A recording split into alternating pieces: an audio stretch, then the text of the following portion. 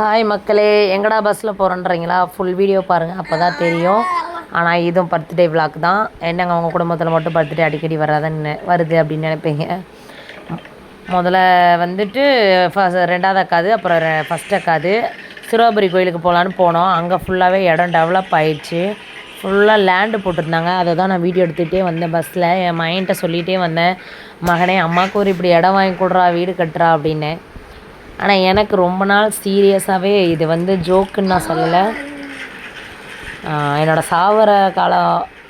சாவரக்குள்ளேயும் நடக்கணும்னு நினைக்கிற ஆசைன்னா, ஃபஸ்ட் ஆசைன்னு பார்த்தா என் பையன் சரியாகணும். ரெண்டாவது ஆசைன்னு பார்த்தா நான் லேண்டு வாங்கி, நான் சொந்தமாக லேண்டு வாங்கி நான் அதை கட்டணும். அதை நான் கட்டும்போது அந்த செவத்தில் தங்கம்மாள் இல்லம்னு எழுதணும். ஏன்னா எங்கள் அம்மா எங்களுக்காக பேரில் மட்டும்தான் தங்கம்னு இருக்கே தவிர, எங்கள் அம்மாக்கிட்ட ஒரு தங்கம் இருந்தால் கூட அந்த தங்கத்தை எங்களுக்கு போட்டு அழகு பார்க்கணும், எங்களை கட்டி கொடுக்கணும்னு சொல்லி தான் ஒரு இடத்துலையும் கடன் வாங்கி லோன் வாங்கி பூ விற்று தெருவா நாயாக அலைஞ்சு எங்களை எல்லாத்துலேயும் ஒரு இடத்துலன்னு கட்டி கொடுத்தாங்க. ஆனால் கட்டி கொடுத்த இடத்துல கூட இல்லை, எங்கள் அம்மாவுக்குன்னு சின்ன சின்ன அவமானம்லாம் வரும் தெரியுமா? அந்த அவமானத்தெல்லாம் எப்படி ஒரு மாதிரி நடத்துகிற ஃபேமிலியிலலாம் ரொம்ப கஷ்டம் தெரியுமா? இத்தனைக்கும் எங்கள் அம்மாலாம் சொந்த வீட்டில் இருந்தவங்க தான். ஆனால் பிள்ளைங்கன்னு எல்லாமே எங்கள் அம்மா எங்களுக்குன்னு போட்டவங்க. அதே மாதிரி அவங்க சாகும்போதும் ஒரு சொந்த வீட்டிலன்னு சாகலை. அதை ஒரு ஒரு ஒரு ஒரு எப்படி சொல்கிறதுன்னா தெரில, அது ஒரு மாதிரி எமோஷ்னல் ஆகிரும்.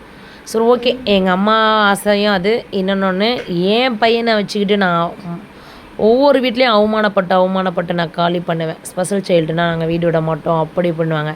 அப்படியே வீடு விட்டாலும் தம்பியோட சின்ன சின்ன பிஹேவியரை பார்த்து கொஞ்ச நாளில் காலி பண்ண சொல்லுவாங்க. இல்லை ஒருத்தவங்க அதை அக்செப்ட் பண்ணிக்கிட்டாலும் நம்மளை ஒரு மாதிரி ஏராளமான பார்வையை பார்ப்பாங்க. நம்ம காசு கொடுத்து தான் இருப்போம், ஆனால் நம்மளை ஒரு என்னமோ இலக்கார பார்வையாக பார்ப்பாங்க. நம்ம என்னமோ அவங்கக்கிட்ட கையேந்தி சாப்பிட்ற மாதிரி. ஸோ இது எல்லாமே அவங்க எல்லாத்துக்கும் ஒரு மூஞ்சில் அடிக்கிற மாதிரி ஒரு இதுனா, நாங்கள் வீடு கட்டணும், நான் வீடு கட்டணும், அது நடக்கணும்னு வேண்டிக்கோங்க. ஸோ அப்படி தான் எங்கள் அக்கா சிறுவாபுரி கோயிலுக்கு கூப்பிட்டு போயிட்டு, ரொம்ப டயர்டு. சிறுவாபுரி கோயிலுக்கு போயிட்டு பெரியப்பானை கோயிலுக்கு போயிட்டு பயங்கர கூட்டம். அது என்ன சொல்லியிருப்பேன்னா, கேக்கு வெட்ட போவோம் அப்படின்னு சொல்லியிருப்பேன். முடியலை, ரொம்ப டயர்டாக இருக்குது. ரக்ஷனை தூக்கிட்டு அவ்வளோ ஒரு நாள் ஃபுல்லாக தூக்கிக்கிட்டே சமாக்கணும் இல்லைங்க, ரொம்ப டயர்டாயிருங்க. அவன்னா இன்றைக்கி நேற்று சின்ன குழந்தையா, 6 வயசாக போகுது. ஆனால் எந்த ஒரு வரிசையிலையும் நிற்க மாட்டான். அப்படியே கீழே இறக்கி விட்டாலும் ரன்னிங்லேயே இருப்பாங்க. சத்தியமாக முடியாதுங்க, அதெல்லாம் சொல்ல முடியாது வார்த்தையாக. ஆனால் அவன்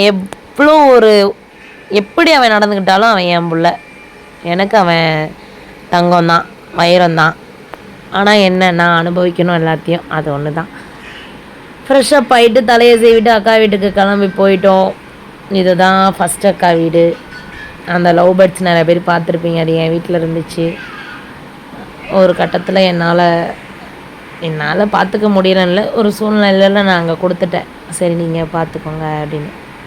எங்கே போனாலும் எங்கள் அம்மா ஃபோட்டோ இருக்கும் பார்த்தீங்களா? இது எங்கள் அப்பாவோட நினைவு சின்னம்.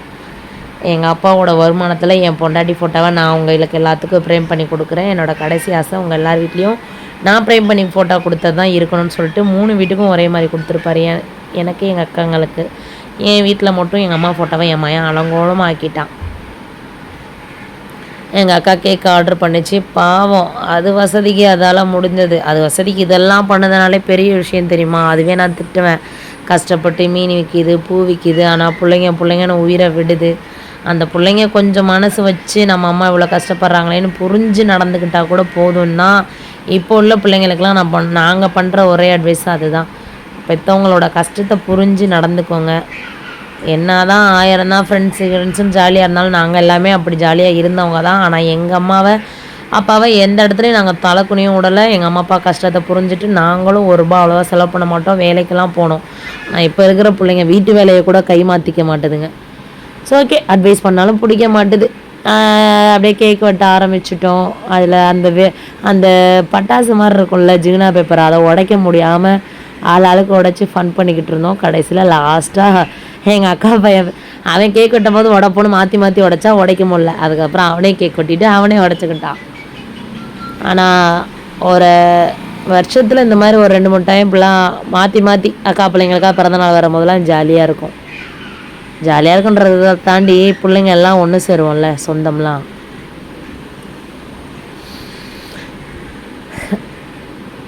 எப்பயும் இது எங்கள் அக்கா வீட்டில் இருக்கிற சாப்பாடு எங்கள் அக்கா கேக் வெட்ட கூப்பிடும் பெருசு போயிருக்கோம். பட் ஆனால் இந்த வட்டம் சாப்பாடு ஹோட்டலில் அது வேறு வாங்கிருச்சு 1000 கிட்ட. பிரியாணி வேணாம், போன வட்டமே கடையில் எல்லாம் பிரியாணி வாங்கி நீ தின்னு நான் தின்னுன்னு போட்டி போட்டுக்கிட்டு கிடந்துச்சுங்க. இந்த வட்டம் சிக்கன் ரைஸ்க்கு மாறிட்டாங்க. சிக்கன் ரைஸு 8 பொட்டணமோ என்னமோ வாங்கிட்டு வந்து ஆளுக்கு வீட்டுக்கு 2 கொடுத்தாங்க. அதை நான் நம்ம என்ன பண்ணிட்டோம், 2வது அக்கா எனக்கு ஜுரம்னு சொல்லிட்டு 2வது அக்கா வீட்டில் போய் சாப்பிட்றேன்னு அது கிளம்பிருச்சு. சரி பெரிய அக்காவும் பாவம் விடிஞ்சா மீனுக்கு போகணும். நம்ம வீட்டில் இருந்தாலும் நம்ம மயனுக்கெல்லாம் ஊட்டி விடணும்னா கிட்டத்தட்ட 2 மணி நேரம் ஆகும். நம்ம தம்பி மட்டும் ரக்ஷன் மட்டும் வச்சு சாப்பிடுவான். அதனால நானும் பெரிய அக்காட்ட வீட்டுக்கு போய் சாப்பிட்றேன். அது தங்கிட்டு போன்னு தான் சொல்லிச்சு. நம்ம ரக்ஷன் வச்சுக்கிட்டு வெளியிடம் இல்லை, ஏன் அக்கா வீட்டில் கூட என்னால் தங்க முடியாது. தம்பி எந்த டைமில் எப்போ அழுகிறான் என்ன பண்ணுறானே தெரியாது. அதோட எனக்கும் பார்சலை கொடு அப்படின்னு சொல்லிட்டேன். அதோட கேக்கு எல்லாம் பார்சலை கிளப்பிட்டு இந்த சொல்லலை இங்கே இருந்து சாப்பிட்டு போ அப்படின்னு சொல்லிட்டு எங்கள் அக்கா இது பண்ணோம். இல்லை நீ மொத்தமாக பார்சலை கொடு நானும் வீட்டுக்கு போகிறேன் அப்படின்னு சொல்லிட்டு குடும்பத்தோட ஃபோட்டோ எடுப்போன்னு சொன்னால் அதை நாங்கள் வீடியோவை ஆன் பண்ணிவிட்டு ஃபன்னாக போயிடுச்சு. அதோட எல்லாரையும் வாங்க கடைசி டச்சிங் கொடுங்க வீடியோக்கு அப்படின்னு சொன்னோன்னே எல்லோரும் கொடுத்துட்டு அதோட நம்மளும் வீட்டுக்கு வந்துட்டு சிக்கன் ரைஸை வாங்கிட்டு ஊட்டிக்கிட்டே சாப்பிடுவோன்னு சொல்லிட்டு நம்மளும் ஃப்ரெஷ்ஷப் ஆகிட்டு ட்ரெஸ்ஸை மாற்றிட்டு வந்து உட்காந்துட்டோம். இன்றைக்கி நல்லபடியாக முருகன் சிறுவாபுரியும் பார்த்தோம், பெரிய பாளையத்தம்மனையும் பார்த்தோம், நல்லபடியாக கும்பிட்டோம். அதோட சிக்கன் ரைஸை வாங்கி ஆளுக்கு சாப்பிட்டுட்டு முடிச்சிட்டோம். இந்த வீடியோ பிடிச்சிருந்தால் லைக் பண்ணுங்கள், மறக்காமல் ஷேர் பண்ணுங்கள், சப்ஸ்கிரைப் பண்ணுங்கள், எனக்கு சப்போர்ட் பண்ணுங்கள். எனக்கு மேலும் மேலும் சப்போர்ட் பண்ணுறீங்க. உங்களோட ஆதரவு என்றைக்குமே என்னோடய வெற்றியாக தான் நான் நினைப்பேன். ஏன்னா எல்லாருமே போட்டி போட்ட உலகம், இவள் எப்படி வாழ்வா அப்படி இப்படி இருப்பா அப்படின்னு. ஸோ இதில் நீங்கள் மட்டும்தான் எனக்கு ஆதரவாக நீ பண்ணுறது எல்லாமே கரெக்டு தான் பண்ணுன்னு சொல்லி எனக்கு சப்போர்ட்டாக இருக்கீங்க. ஸோ உங்களோட சப்போர்ட்டை என்றைக்குமே என்னோடய வீடியோக்கு ஃபுல்லாக கொடுங்க. அடுத்து நான் எந்த மாதிரி வீடியோ போடணும், உங்களுக்கு என்ன என்கிட்ட கேட்கணுன்னு இருக்கோ அதை இந்த வீடியோவில் கமெண்டில் கேளுங்க. நான் சொல்ல முடிகிற விஷயத்த நான் சொல்கிறேன். ஸோ இதுதான் என் குடும்பம், இதுதான் என்னோடய சின்ன சின்ன ஹாப்பினஸ். ஸோ தம்பிக்கெல்லாம் தெரப்பி போகிறீங்கன்னா நிறையா உறவுகள் கேட்குறீங்க. தம்பிக்கு போய்கிட்டு தான் இருக்கேன், போராடிக்கிட்டு தான் இருக்கேன், அவனை மாற்றிக்கிட்டு தான் இருக்கேன். ஸோ போகுது, காலமும் போகுது, வருஷமும் போகுது. பட் தம்பி தான் மாறின மாதிரி இல்லை. ஓகே, தம்பி கடவுள் மாற்றாட்டினாலும் தம்பிக்கான தேவைகளை நம்ம சாவறக்குள்ளேயும் செஞ்சு வச்சுட்டு சாவோன்றது என்னோடய ஆசை. அவனுக்கான ஒரு வீடு. ஏன்னா நாளைக்கு நான் போயிட்டேன்னா பாப்பா அனாதையாக நின்றுவா. அவளால் சின்ன குழந்த, இந்த மாதிரி ஸ்பெஷல் சைல்டு குழந்தை வச்சு அவளால் சமாளிக்க முடியாது. அதனால் நம்ம கொஞ்சமாச்சும் காசு பணத்தையாவது சேர்ப்போன்னு சொல்லிட்டு நான் போராடுறேன். தனி லேடியாக இருந்து போராடுறேன். என் போராட்டத்துக்கு கடவுளோட சப்போர்ட்டும் உங்களோட சப்போர்ட்டும் எனக்கு ரொம்ப தேவை. ஸோ என்னோடய வீடியோ என்னோடய சேனலுக்கு சப்போர்ட் பண்ணுங்கள், சப்ஸ்கிரைப் பண்ணிவிட்டு பாருங்கள், கமெண்ட் பண்ணுங்கள். நெக்ஸ்ட் என்னென்னு முடிஞ்ச அளவுக்கு நான் ட்ரை பண்ணுறேன். ஸோ இதுதான் என் ஃபேமிலி, சின்ன ஃபேமிலி தான். பட் அன்பும் இருக்கும், அடிதடியும் இருக்கும், சமாதானமும் இருக்கும், சப்போர்ட்டும் இருக்கும். ஏதோ ஒரு படத்தில் என் அண்ணனுக்கு ஒன்றுனா நான் நிற்பேன்டா அப்படின்ற மாதிரி எங்களுக்கு ஒன்றுனா நாங்கள் நிற்போம். எங்களுக்குள்ளே அடிச்சுப்போம், ஆனால் 3வது ஆள் சில நடுவில் விட மாட்டோம் அப்படின்ற மாதிரி தான். ஸோ எல்லாரோட குடும்பமுமே அப்படி தான் இருக்கும். கூட பிறந்தவங்களுக்குள்ள மனஸ்தாபம் இருக்கலாம், ஆனால் அப்படியே நம்ம பிரிஞ்சு போயிடக்கூடாது. அப்படி யாராவது அக்கா தங்கச்சிக்குள்ளே சண்டைலாம் போட்டுக்கிட்டிங்கன்னா ப்ளீஸ் தயவுசெய்து பேசுங்க. இந்த ஜென்மத்தில் தான் நம்ம எல்லாருமே ஒன்றா இருப்போம், அடுத்த ஜென்மத்தில் நம்ம ஒன்றா இருக்க மாட்டோம்.